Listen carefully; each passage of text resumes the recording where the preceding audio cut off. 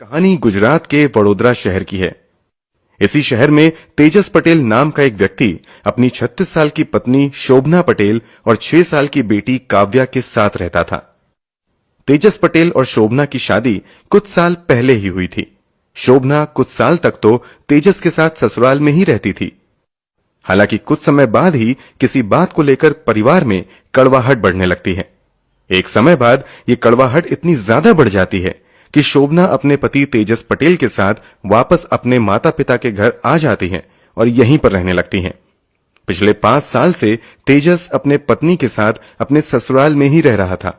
शोभना और तेजस की एक 6 साल की काव्या नाम की बेटी भी थी जो इन लोगों के साथ ही रह रही थी।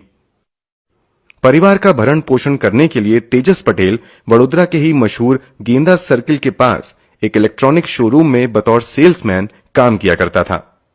आमतौर से होने वाली छोटी मोटी लड़ाइयों को छोड़ दिया जाए तो यहां यह परिवार मिला जुला कर अच्छी जिंदगी ही जी रहा था। मगर इन सभी की जिंदगी बहुत लंबे समय तक अच्छी नहीं रह पाती है। तारीख थी 10 अक्टूबर 2021। नवरात्रि का समय चल रहा था। इस दौरान पूरे गुजरात में बड़े पैमाने पर गरबा कार्यक्रम का आयोजन किया जाता है। जिस अपार्टमेंट में शोभना और तेजस रहते थे उस सोसाइटी के भी प्लॉट पर 10 से 11 अक्टूबर की रात गरबा कार्यक्रम का आयोजन किया गया था। रात के लगभग 9:30 बजे शोभना अपनी 6 साल की बेटी काव्या को लेकर सोसाइटी के इसी ग्राउंड में आ जाती हैं। यहां ये दोनों लोगों से मिलते जुलते हैं और बड़े मजे से गरबा खेलते हैं। रिपोर्ट्स के मुताबिक लगभग 11:30 से 12 बजे रात तक गरबा पार्टी चलती रहती है। प्रोग्राम के खत्म होने के बाद रात के लगभग 12 बजे के आसपास शोभना अपनी बेटी को लेकर वापस अपने कंपार्टमेंट में आ जाती हैं।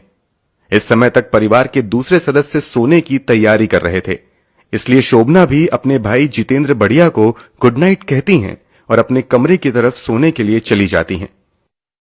कमरे में पहले से ही शोभना का पति तेजस मौजूद था। यहां पर सभी एक दूसरे को हाय हेलो करते हैं और सोने चले जाते हैं। यहां तक सब कुछ बिल्कुल नॉर्मल था। परिवार के दूसरे सदस्य भी सो जाते हैं। सभी लोग सो रहे थे। तभी लगभग रात के 2 बजे अचानक तेजस पटेल भागते हुए अपने कमरे से निकलकर नीचे के फ्लोर पर रहने वाले अपने साले जितेंद्र बढ़िया के पास आता है और घबराई हुई आवाज में जितेंद्र से कहता है कि पता नहीं शोभना और काव्या को क्या हो गया है। दोनों कुछ भी नहीं बोल रहे हैं और दोनों लगभग बेहोश हैं।